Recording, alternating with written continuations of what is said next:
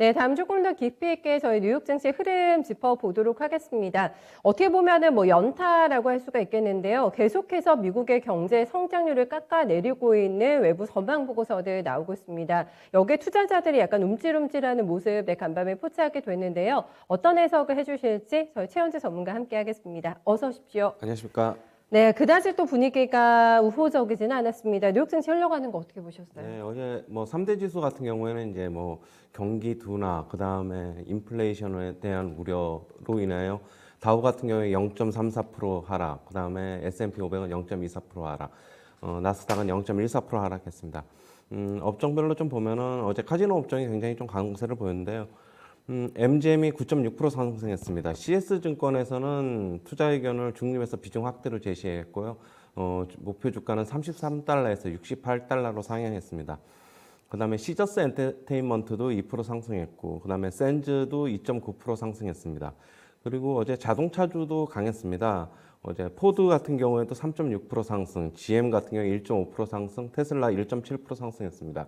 어제 GM에서 이제 뭐 LG전자로부터 19억 달러, 우리나라 돈으로 지금 약 2조 3천억 원 정도 리콜 비용을 배송받기로 합의했다는 소식에 뭐 좀 강세를 나타냈는데요. 근데 이게 지금 LG그룹에서는 지금 현재 LG에너지솔루션하고 LG전자하고 약 둘 다 이제 7천억 원씩 분담을 해서 1조 4천억 원을 부담하기로 했는데 지금 차이가 약 9천억 정도로 지금 나와 있어요. 요거는 조금 이따가 뭐 시장 반응 한번 봐야 되겠고 이따가 좀 체크를 해봐야 될 것으로 좀 보고 있습니다. 지금 앱티브 같은 경우에 자동차 부품 업체인데 1.8% 상승했는데요. 지금 파이퍼 샌들러 증권에서는 지금 현재 반도체 공급 부족 문제가 이제 장기화되면서 이제 글로벌 자동차 시장이 생산량이 지금 타격을 입고 있는데 지금 그래서 이제 가이던스는 하향 조정을 했습니다. 그러나 이제 하락 위험은 크지 않다. 이미 주가에 좀 반영이 돼 있다. 이렇게 얘기를 하고 있고요. 목표 주가는 182달러에서 177달러로 하향 조정했습니다. 투자 의견은 비중 확대를 그냥 유지하고 있습니다. 그 다음에 이제 넷플릭스는 목표가를 상향 조정했는데요. 제프리스 증권에서는 620에서 737달러로 상향 조정했고, CS 증권에서는 643달러에서 740달러로 상향 조정했습니다.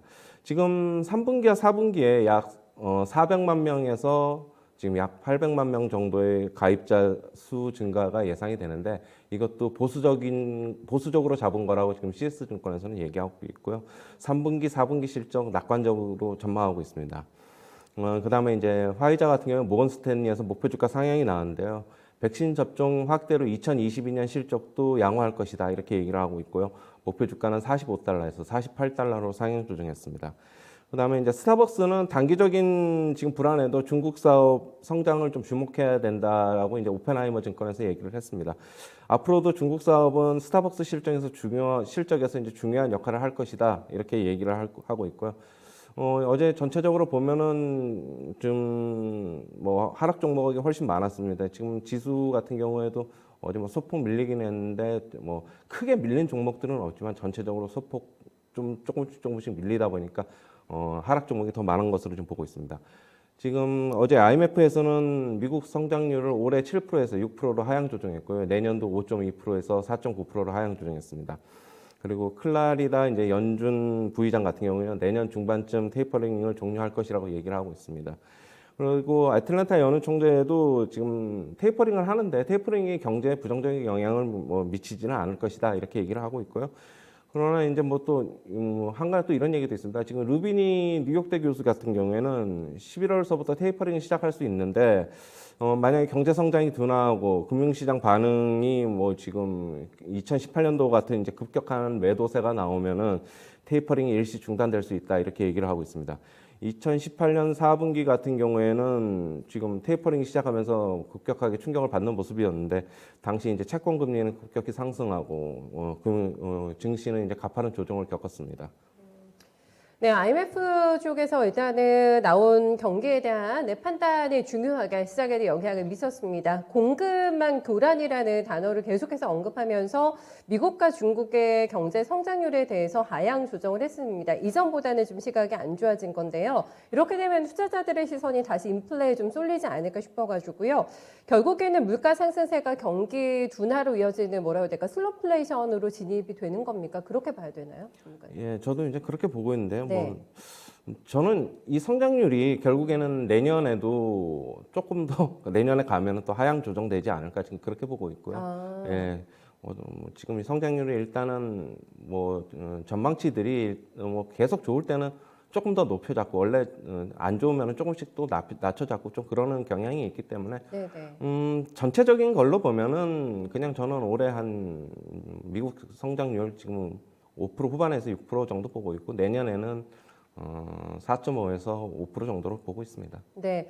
그래서 저희가 통상적으로 경기가 좀 안 좋아질 것 같은데 생각보다는 이런 판단이 나오면은 통화 정책을 조절하는데 굉장히 신중해지는 상황이잖아요. 그럼에도 불구하고 IMF 쪽에서도 빨리 해야 된다, 통화 정책 정상화해야 된다라는 주문을 넣은 거는 지금 가장 시급한 거는 인플레를 잡기 위해서 그게 좀 가장 다급하다고 보세요. 네, 일단은 그게 예. 가장 먼저가 되겠죠. 아무래도 예. 지금 돈이 너무 많이 풀려서 지금 인플레를 조정하고 있고 지금 인플레가 지금 급격한 게 지금 인플레이션이 올라가고 있는데 지금 네. 여기서 통화 긴축을 안 하게 되면은 내년에도 인플레이션은 또 안 잡히게 되고 지금서부터 서서히 준비해야지. 네, 그러니까 네. 내년에는 뭐 일시또 내년에도 높게 나오겠지만은 2023년 정도 되면은 꺾일 것이라고 보고 있습니다. 네, 그래서 앞에서도 뭐 전해주셨습니다만 연준 총재들도 다 같은 맥락에서 발언한 거잖아요. 네. 내년 중반까지 채권 매입의 어떤 시기에 대한 언급도 있었고 테이퍼링 지금 들어가도 전혀 경제에 뭐 훼손될 만한 상황 아니다. 이건 다 같은 생각인 것 같아요. 네, 연준도 맞습니다. 어차피 뭐 공통적입니다. 테이퍼링 해봤자 금리 예. 인상을 하는 것도 아니고 지금 어떻게 보면 채권 매입만 안 하는 거기 때문에 네. 여전히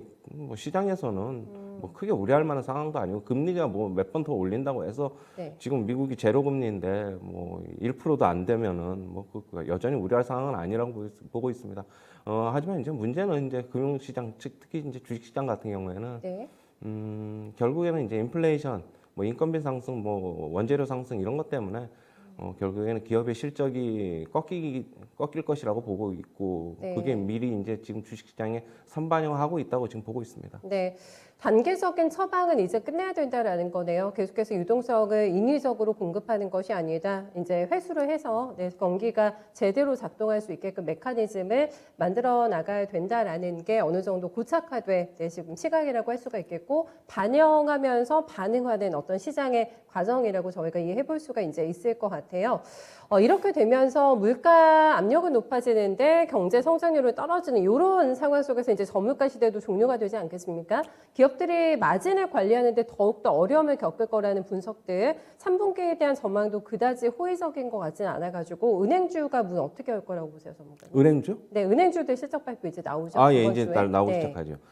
은행주 같은 경우에는 뭐 저는 긍정적으로 보고 있습니다. 뭐 이 은행주는 지금 미국에서 지금 특별히 뭐 인플레이션에 그렇게 우려되는 업종도 아니기 때문에 뭐 그다지 나쁘게 나올 일도 없고 저는 3분기에 지금 실적이 전체적으로는 괜찮게 나올 것이라고 보고 있어요. 미국 뭐 전체적으로 업종이나 종목이나 전체적으로 괜찮을 것이라고 보이는데 뭐 소매 업종 이런 거를 제외한 나머지는 좀 괜찮을 것이라고 보고 있는데 지금 가이던스가 지금 좀 너무 높게 잡혀 있다는 게 지금 문제 같습니다. 지금 그렇군요. 웬만큼 실적이 좀 잘 나와도 예. 가이던스가 지금 눈높이가 높아져 있는 상황에서는 주가는 이제 그다지 이제 반응을 하지 않을 것이라고 보고 있고 4분기부도 별로 안 좋고. 그렇죠? 만약 가이던스를 예. 하향 조정을 하면은 예. 좀 괜찮을 것이라고 보고 있는데 저는 일단은 가이던스가 좀 낮춰지는 게 좀 먼저 급선무고 가이던스가 낮춰지면은 조정도 어느 정도 좀 일단락 될 것으로 지금 보고 있습니다. 알겠습니다. 그러니까 저는 은행주들이 시작하게 되는 3분기 전반적인 미국의 어닝 시즌 분위기를 조금 살펴주세요라고 말씀을 드렸는데 소비재나 조금 빼놓고 이쪽은 빼놓고 전반적으로 괜찮을 거고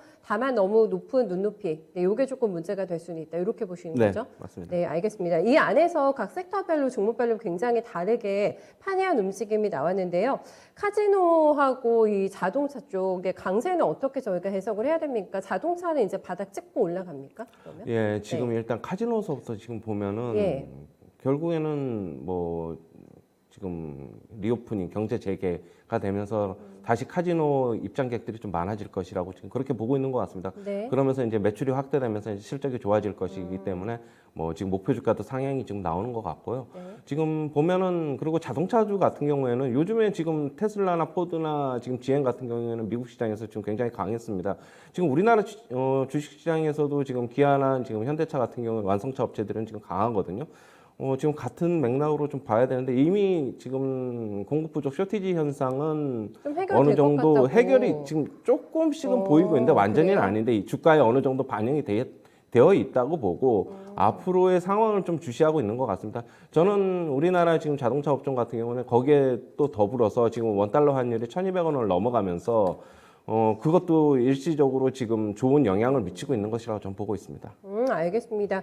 카지노주는 뭐 실적이 좋거나 안 좋건 간에 어쨌든 향후에 대한 기대감 플레이이기 때문에 크게 뭐 실적 안 좋아도 꺾일 상황은 아닌 거죠? 현재 분위기에서? 만약에 주가가 너무 빨리 반응을 하면은 당연히 조정받고 내려오겠습니다. 네. 내려오는데 지금 카지노주 제가 뭐 미국 시장 카지노주를 좀 차트를 안 봐가지고 제가 뭐라고 말씀을 못 드리겠는데 네. 지금 뭐 일정 부분 조금 더 상승하면은 이것도 뭐 역시 실적이 좀 받쳐줘야 되는데 뭐 일단 3분기 실적, 4분기 가이던스가 어떻게 전망치가 나오는지 이번에 실적 발표를 좀 봐야 될 것 같습니다. 네. 그나저나 저희가 뭐 자동차, 뭐 카지노, 소비주도 다 좋습니다만 반도체 때문에 너무나 어제도 큰 상체기가 났지 않습니까? 네. 그리고 간밤에도 뉴욕에서 반도체 지수가 또 많이 밀렸어요. 뭐 인텔이나 이런 주식들이 또 고꾸라졌기 때문에 오늘 개장 분위기가 어떨까 또 걱정이 됩니다. 반도체 주식들은 이게 어떻게 어디로 가는 건가요, 전문가님? 네. 우리나라 시장에서 빠진 게 지금 미국 시장에서도 영향을 미치고 있는 것처럼 역으로요? 보이고 예, 있는데요. 네. 지금 일정 부분 또 하락은 뭐 감수를 해야 될 것으로 보고 있습니다.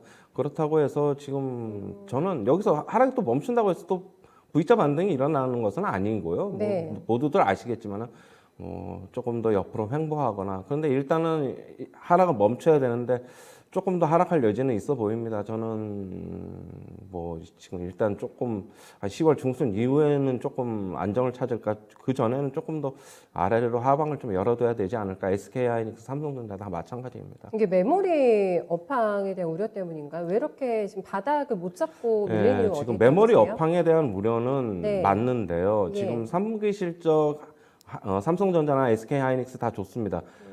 그리고 3분기까지도 메모리 가격은 어느 정도 강세를 유지했어요. 근데 4분기 전망서부터 지금 내년까지의 전망이 지금 안 좋기 때문에 미리 선반영하고 있는데 네. 저는 그렇게 본다면 내년 상반기 이후에는 메모리 가격이 지금 돌아선다는 의견들이 조금 많기 때문에 주가는 6개월 정도 선반영을 한다고 보면은 뭐 올해 연말쯤에는 주가가 다시 한번 상승하지 않을까 지금 그렇게 보고 있습니다. 네, 그러면 뭐 그때 가서나 한번 기웃거려보지 지금 저가 매수 타이밍은 아직 아니라고 보시는 거죠? 지금은? 근데 지금 네. 이게 저도 지금 외국인들이 지금 공매도를 지금 너무 많이 해놔가지고 지금 이쪽에 네. 대차 장고가 지금 너무 많아가지고 네네.